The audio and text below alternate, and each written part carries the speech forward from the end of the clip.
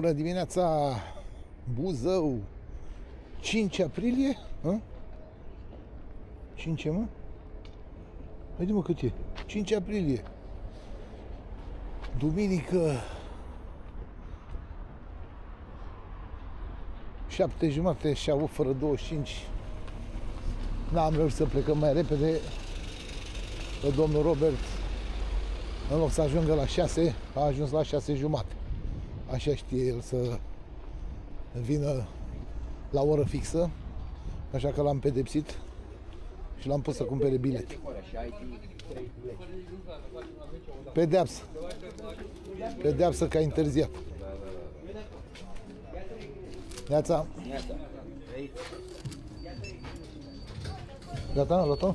Gata, merge. Haide bă, să rupem târgu. Zic, hai să rupem târgu. Asta, data viitoare când mă întorc. Place mie de ăștia care cer bani. Nu mai pot de ei. Ce-au făcut, mă? Hai, cum, mă, ce faci? Vrei să te încalți? Eu uite, mă, pe undul.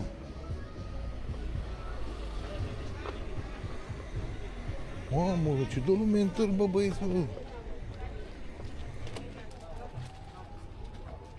Mă scuze, am văzut că sunteți pe picior mare, am un adus. Nu, mersi mult de tot. Hai, drăguț. Mersi, fuile.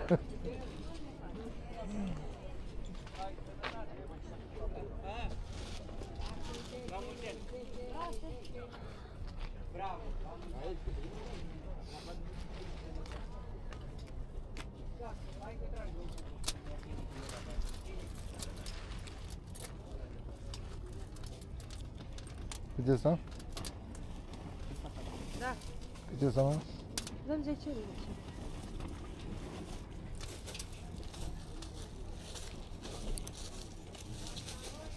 Hai, mă, 10 lei.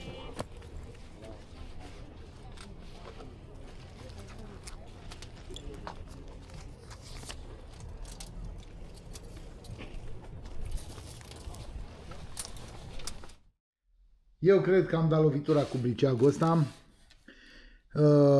Este un Wenger sau Wenger, nu știu cum se citește corect în germană, să zicem. Este un producător paralel cu Victorinox-ul, cu Swiss Army-ul. Firmă care nu mai există, a fost cumpărată de Victorinox.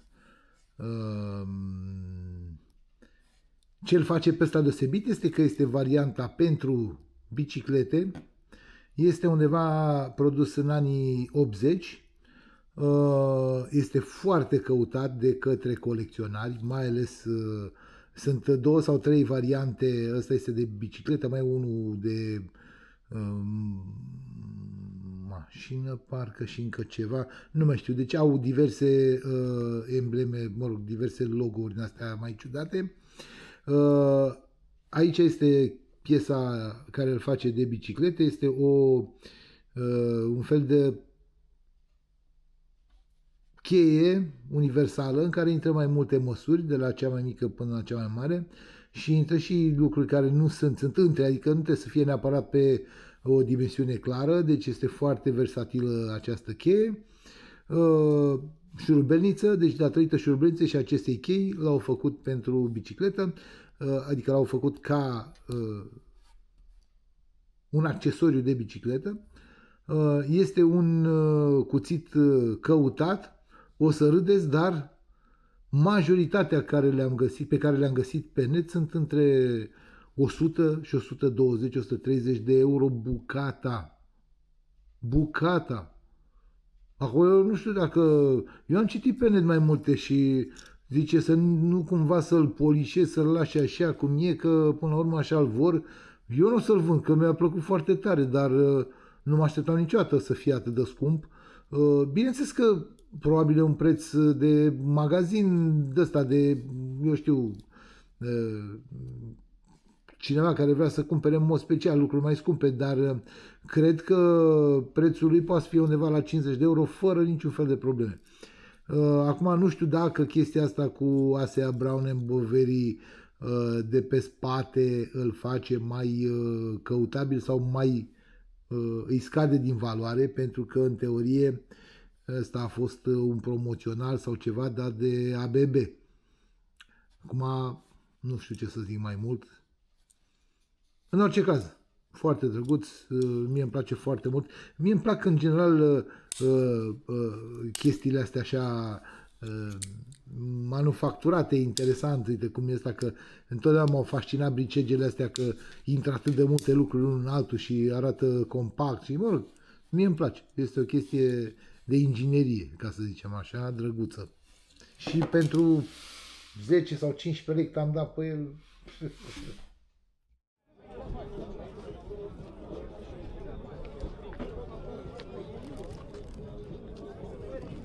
Asta?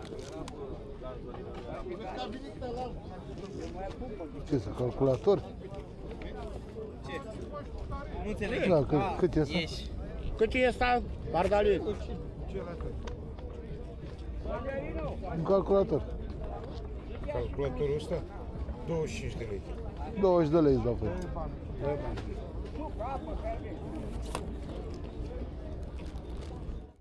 Un calculator vorbitor. Din păcate, display-ul nu merge. 1, 2, 3. Da. X. 1, 2, 3. Igual. 2, 4, 3. Da, de aici puteți da și viteza cu care spunea ăsta, volum. Volum, nu.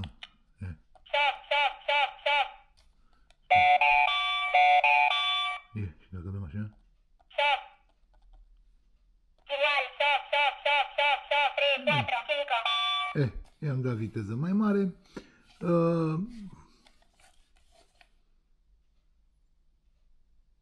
Scrie numai patenturile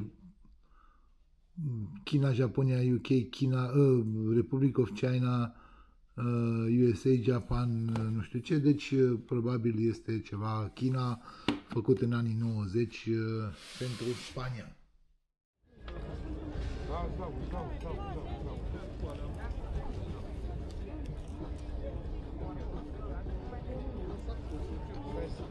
Ia zi asta. Cât să-ți asta? 20 de lei. 10 lei îți dau pe 15. Bine, mă, Dar ce? e radio, tată. Ce Da.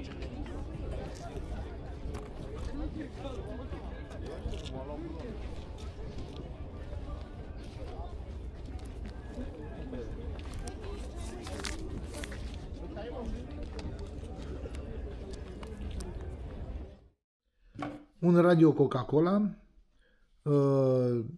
Mie mi-a plăcut, destul de drăguț, anii 90 cu siguranță, nou-nouț, cu lanternă. Nu am găsit deci Coca-Cola sin cofeină, adică fără cofeină, și la Tribu. Nu am găsit, nu știu cine este la Tribu ăsta, deci efectiv nu am găsit nimic pe net. Scrie la Tribu Telepizza? Telepizza? În fine, nu l-am găsit, dar e drăguț. Deci pentru mine nu am stat să-l probez, trebuia căști, boxe, pardon. Nu am stat să-l probez. N-aveam răbdare acum să bag căști, să văd ce se întâmplă. Oricum, nu are nicio valoare, teoretic.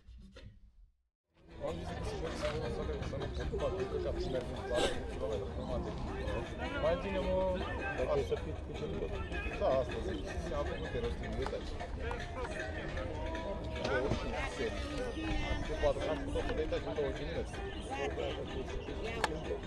Ce crezi?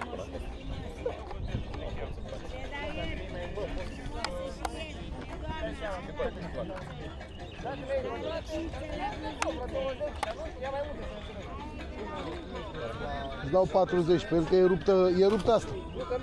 Dar ce contează dacă merge, dar e ruptă asta, uite. Eu îți explic care e problema lui, uite. Uite, păi, dacă ai ști, ok. Tu la cât le-ai dat cu 40? 30. Asta mic?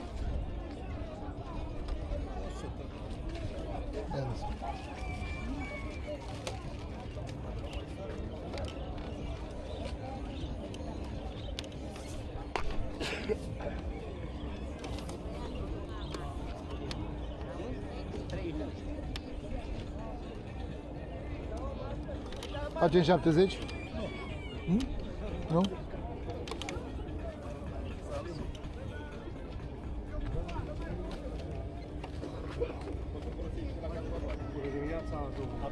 Neața. Am vorbit la Da, da, telefon da. aseară. Ce faceți?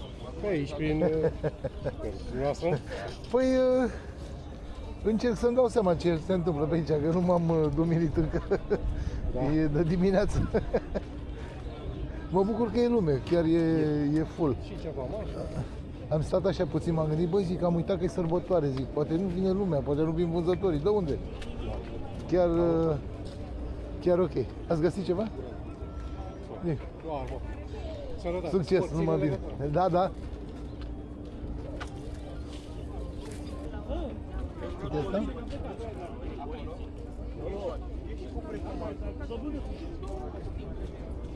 Cât e asta pe el? 2 jumate negociate. Are specificat de chei și... Mulțumesc. Bă, mă pierde. Nu, e mult pe el, adică nu...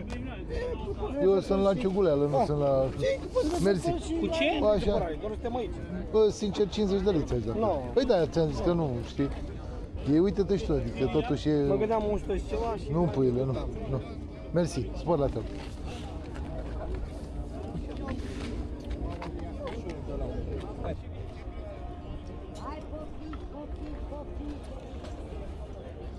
Cât e calculatorul ăla de copii? Da. La galben? Da. Dăm 15 lei. Da, nu știu dacă ajung la el. Da, mersi.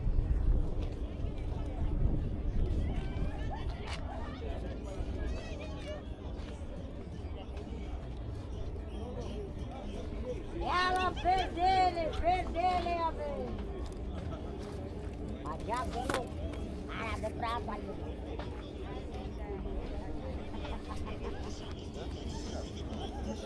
Iar reducere avem. Ce dă mulțumesc mult. Foarte drăguț calculatorul ăsta. Știu că mai am unul. Acum, eu cred că mai există încă o variantă mai subțire, s-ar putea să o am pe aia subțire.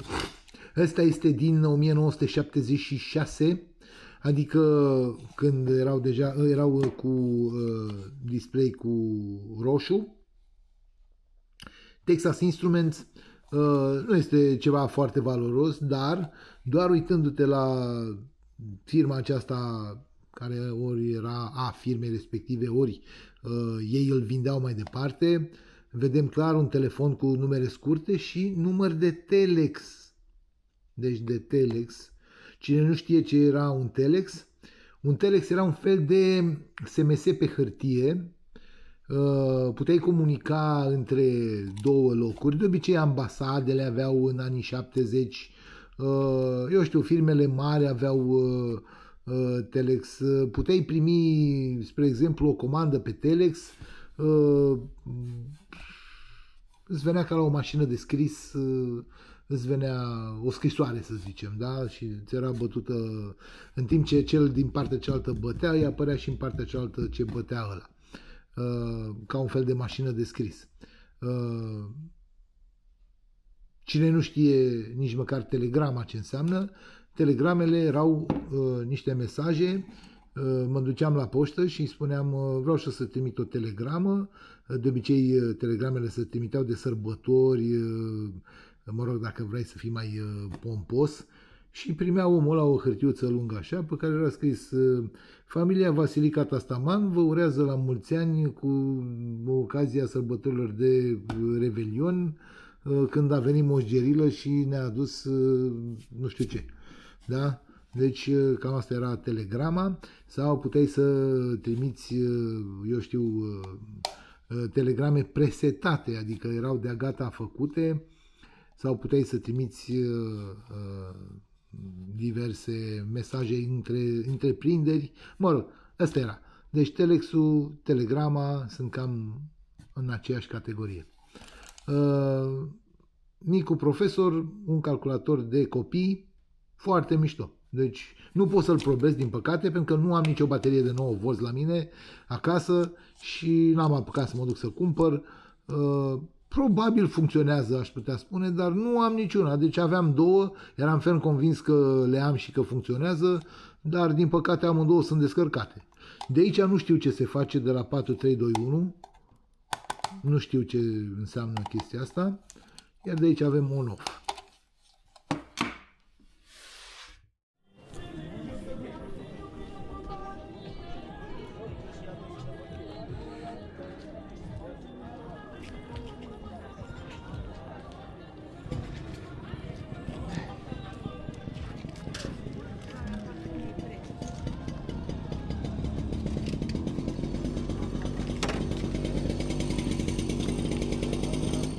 Sticlă de Coca-Cola de Germania. Foarte interesantă, sticlă de jumătate cu dop de plastic, ca de sticlă mare. Eu le-am văzut, am vrut să cumpăr când am plecat, am uitat și l-am rugat pe domnul Robert. Bă, zic, când vin pe mașină, cumpărăm și mie o sticlă din aia. Și el, a luat una și a plecat mai departe, neștiind, a luat una zgâriată, eu aș fi ales-o să nu fie zgâriată. Așa că, până una alta, cred că pe asta o să o beau și să sperăm că o să mai găsesc când mă duc data viitoare la Buzău. Pentru că nu pot să o pun în colecție în halul ăsta de zgâriată. Nu pot, adică mă doare inima și mă doare sufletul să o pun așa. Deși aș putea să o pun așa de display undeva sus acolo și în momentul în care iau una să o beau pe asta, da, mă rog, nu mai contează.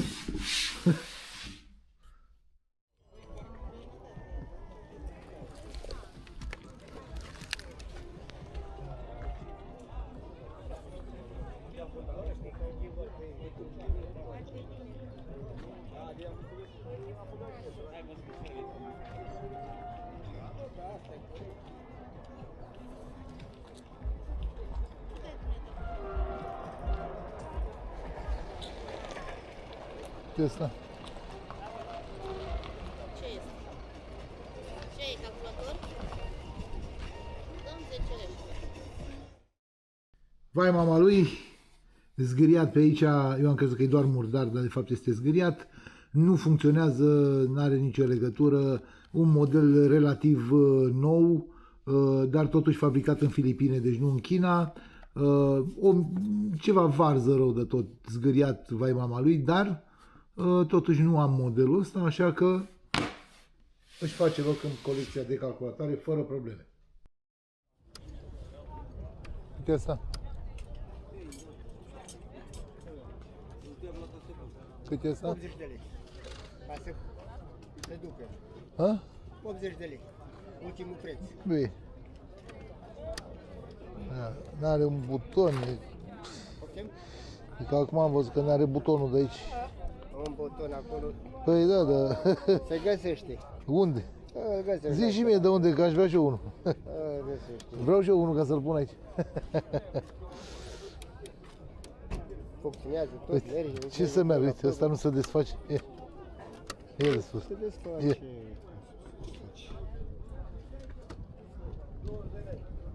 Numai că îl rupi.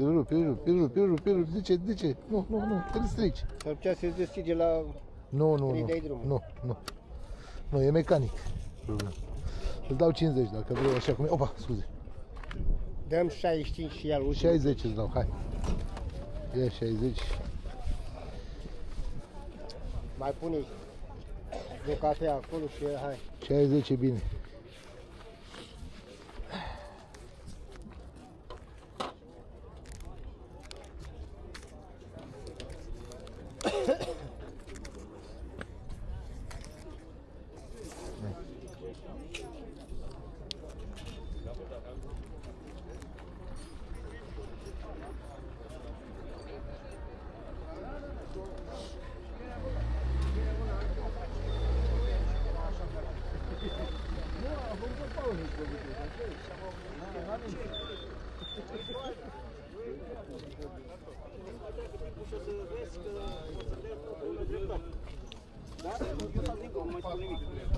Mersi. Acolo la vânzare.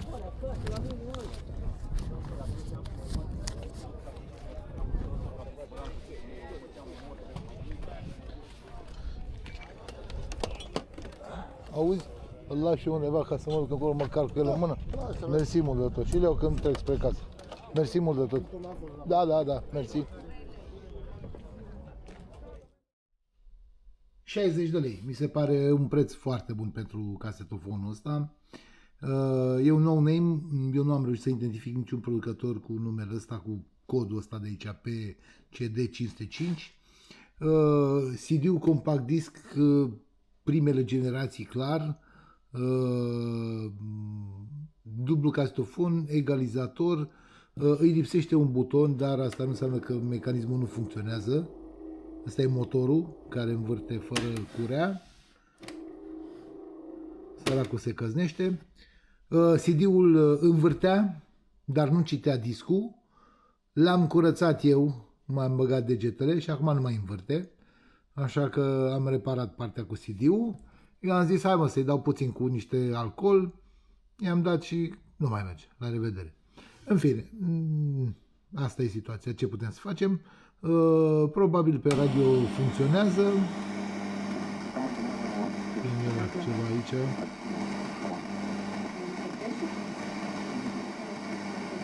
Nu prindem nimic. Care sunt autorizate sau urmează a fi autorizate în cadrul firmei se poate vinde doar Nu mai contează. Ce mi-a plăcut la el este faza cu CD-ul, că are afișajul acesta verde și arată foarte drăguț. Asta este logo-ul clasic de compact disc. Mai făcea el niște chestii pe aici, diverse memorii. În fine, nu mai contează. 60 de lei e perfect. Și nici măcar nu avem, pe lângă faptul că este generic total, nu avem niciun fel de brand, nici măcar unul inventat de ei repede ca să-l scoată la vânzare. Nu apare nici măcar made in undeva pe spate. Deci nu avem niciun fel de made in Taiwan, Hong Kong și mai are și chestia asta aici de să înveți să manipulezi compact discul, pentru că fiind din primele generații era o noutate și toată lumea învăța să se dea cu CD-urile, ca să zicem așa.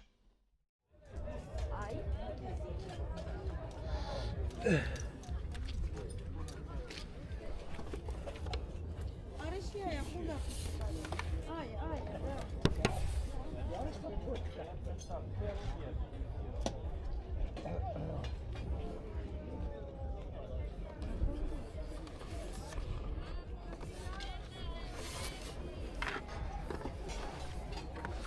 Cât e ăsta? Ala, 50 de lei. 30 îți dau. Îți dau? Păi normal. Îți dau 30 pe el. Nu are nici transformator, nimic. 35. 30 îți dau, dacă vrei bine. 3.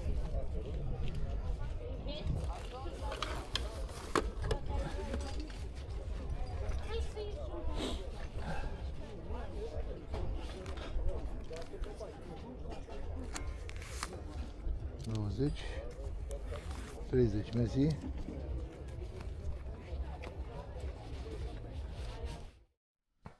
Un televizor mic, alb. Ce să zic despre mai mult, că nu știu dacă funcționează sau nu. Elro, dar nu cred că are vreo legătură cu România, este pur și simplu o coincidență de nume.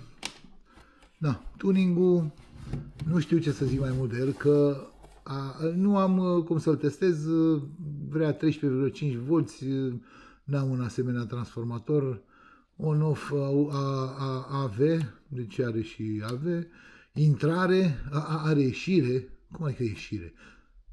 Mă rog, nu stau să înțeleg acum ce înseamnă ieșire din ăsta, adică să dai TV-ul din ăsta către altceva, către alt TV mai mare sau ce ar vrea să fie out din el.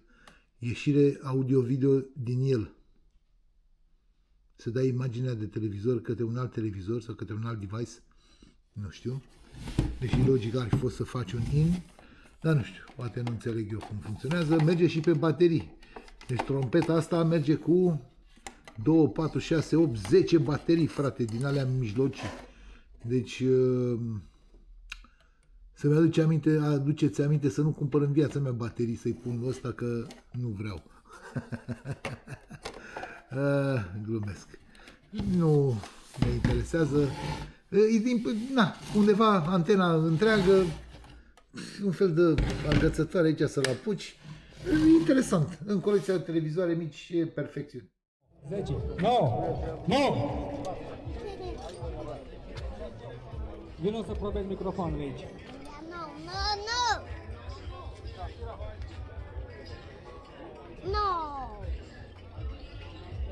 Cât e ăla? Castofonul? Cât e castofonul? Cât? Și dacă merită.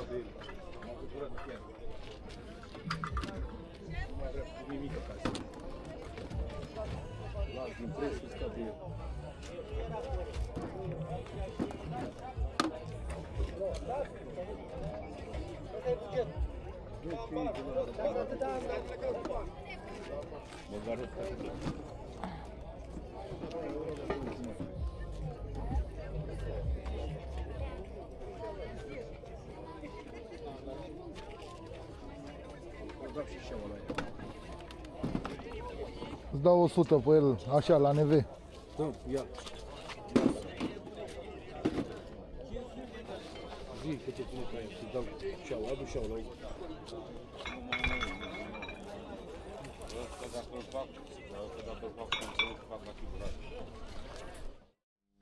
Și casetofonul de 100 de lei,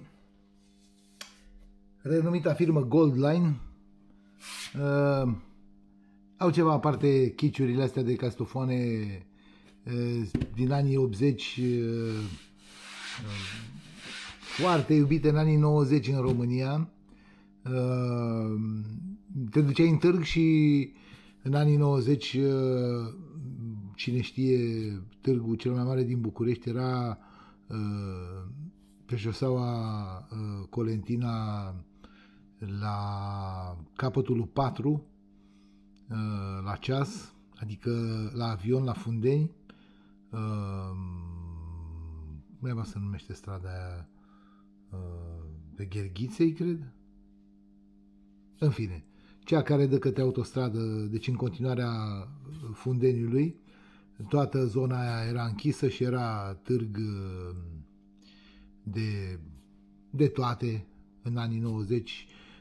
Cel mai frumos era să mergi la târg să cumperi lucruri pe care nu le găseai pe piață, adică toată lumea aducea de afară tot felul de lucruri, de la gume de mestecat, pompoane de păr, bere, sucuri. Deci era un fel de magazin universal din târg, gen târg. Găseai și zonele de vechituri, dar și găseai casetofoane și tot felul de lucruri. În anii ăia, cea mai, să zic așa, interesantă achiziție era să-ți iei un casetofon și cele mai mari țepe s-au dat cu casetofoanele. Știu sigur, niște amici s-au dus în târg să-și cumpere un casetofon și bineînțeles se auzea foarte încet și era mare, era greu, era ceva cam ca ăsta, așa. Și ăsta le-a spus vânzătorul: domne, zice, n-am decât niște baterii, avea baterii puse înăuntru, zice, n-am decât niște baterii și de-aia se aude încet, dar dacă îl bagi la priză se aude fantastic. Și-au dus ei acasă, l-au băgat în priză, se auzea la fel, au scos bateriile, se auzea la fel, au pus bateriile, se auzea la fel, l-au desfăcut și erau, bineînțeles, un mic casetofon înăuntru pus cu o singură boxă mică. Restul era fake totul și două cărămizi mari înăuntru în boxele astea, ca să aibă greutate. Deci genul ăsta de marfă se găsea pe vremea aia. Pentru mine reprezintă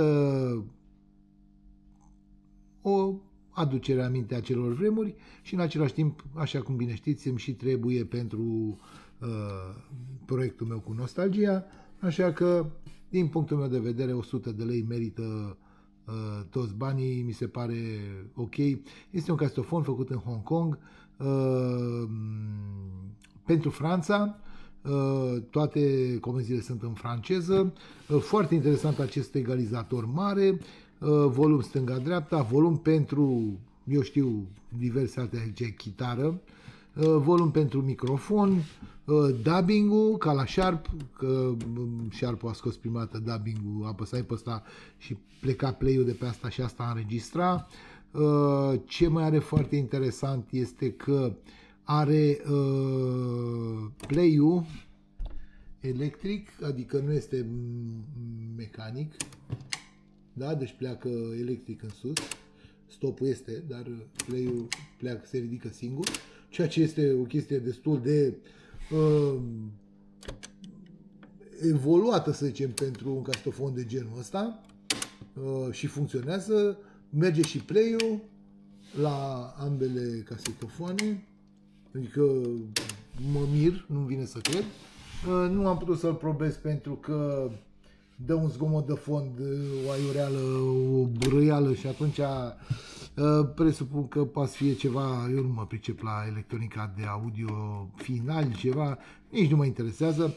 În sine, dar în sine, ăsta nu este un castofon nasol, deci chiar ăsta ar merita, cumva să zicem, reparat, dar pentru cine vrea treaba asta. Eu personal nu o să-l repar. Deci eu îl bag în colecția de castofoane, ca să zic așa, pentru display. Gata copii cu târgul, ne îndreptăm spre casă. N-am putut să stau mai mult că am avut treabă, nu de fapt că am treabă, dar mă bucur foarte tare că e cald. În sfârșit, un târg fără frig pe anul ăsta și cu soare. Buzău, ca de obicei, e plin de marfă și poți să găsești cam tot ce vrei. Cred că oricine, în orice domeniu sau eu știu, orice caută pentru colecțiile lui sau pentru nebunile lui din cap, la Buzău poate să găsească fără probleme câte ceva. Încă o dată, mă repet, Buzău este un târg foarte bun. Ne vedem la review. Concluziile târgului de la Buzău. Suntem pentru a nu știu câta oară în poziția în care putem să spunem clar că târgul de la Buzău este un târg care merită făcut indiferent de context, de vreme, de timp, de anotimp, de nu știu. Cred că și de fapt nu știu de fapt ce îl face atât de bine poziționat din punct de vedere al mărfii. Deci nu știu ce îl face totuși atât de bogat. Pentru că vezi și în cascade, dacă te duci, găsești multă marfă, și în Vitan, dacă mă duc, găsesc mai multă marfă, dar totuși la Buzău parcă întotdeauna găsesc din toate chestiile așa, nu știu, adică toată lumea, cel puțin pe toți pe care i-am văzut până acum și eu inclusiv, am venit mulțumiți din Buzău. Pentru mine e o plăcere, deci mă repet, târgul de la Buzău este ceva care îmi face o mare plăcere, mai ales pentru că este ușor, din punctul meu de vedere, să ajung la el și deja o oră și 5 minute sau 10 minute cât fac pe autostradă nu mai contează. Îmi pare că amalgamul ăla de tarabe multe parcă are un farmec aparte și e mult mai ușor să-l faci uitând de pe tarabele alea decât pe jos. Nu știu. Are ceva ce pe mine mă atrage. Pe de altă parte, nici niște prețuri foarte aberante nu au fost. Parcă nu au fost ceva, nu mai țin minte dacă a fost ceva în mod special foarte, foarte enervant, dar așa nu mi-aduc aminte să mă fi deranjat ceva în mod special. Iarăși nu m-am ținut de promisiune și nu am făcut review în ziua respectivă, adică duminică. Deja este marți și sunt cumva așa iar estompate senzațiile. În orice caz, overall, asta e ideea cu Buzău. Toți o știți deja de fapt că nu e prima oară când spun chestia asta. Și ca să spunem și să pornem și cu nemulțumirea, cu comentariu în plus din acest video. Ce aș vrea să mai spun în plus este așa că în urma nervilor mei din Filaret pe vânzătorul cu casetofonul și cu televizorul, au fost foarte multe comentarii pe tema asta. Majoritatea mi-ați dat dreptate și nu contest că nu am dreptate, știu sigur că am dreptate, dar contextul în sine, aș vrea să-l mai spun atât, l-am explicat acolo într-un comentariu, dar poate nu toată lumea citește comentariile și atunci aș vrea să mai spun o dată o chestie foarte importantă. Din punctul meu de vedere, acum nu știu, fiecare consideră și face cum vrea, dar eu consider că mă duc în târg, la un târg de vechituri. Eu nu mă duc la un târg de anticari, nu mă duc la un târg de lucruri scumpe, da? Deci ne așteptăm și expectațiile noastre ca oameni care mergem într-un târg de vechituri este să găsim chilipiruri. Poate nu trebuie neapărat să găsesc chilipiruri, poate pot să găsesc un lucru foarte mișto și foarte bun și într-o condiție extraordinară pe care un om îl vinde pur și simplu că îi știe valoarea și îți cere un preț normal pe el și atunci tu dacă vrei lucrul ăla și zici, bă, decât să mă risc să-l cumpăr de pe OLX, să îmi vin acasă, să nu-mi convină ce am cumpărat, uite, am ajuns aici, îl văd, e în mână, e ok, corespunde așteptărilor mele, corespunde prețului pe care eu l-aș oferi pe obiectul ăsta, nu trebuie să mai dau transport, nu trebuie să mai fac alte lucruri și atunci, da, pot să cumpăr din târg un obiect la un preț corect, la prețul de vânzare lui corect, da? Deci, de exemplu, un castofon Sharp, să dau 500 de lei pe el, dacă știu sigur că, bă, frate, ăla arată perfect, funcționează, merge tot, sau, nu știu, am dat un exemplu, castofonul Sharp. Deci, mergem în târgul de vechituri, mergem în târgul de gunoaie, de fapt, pentru că asta e situația, sunt, de fapt, gunoaie.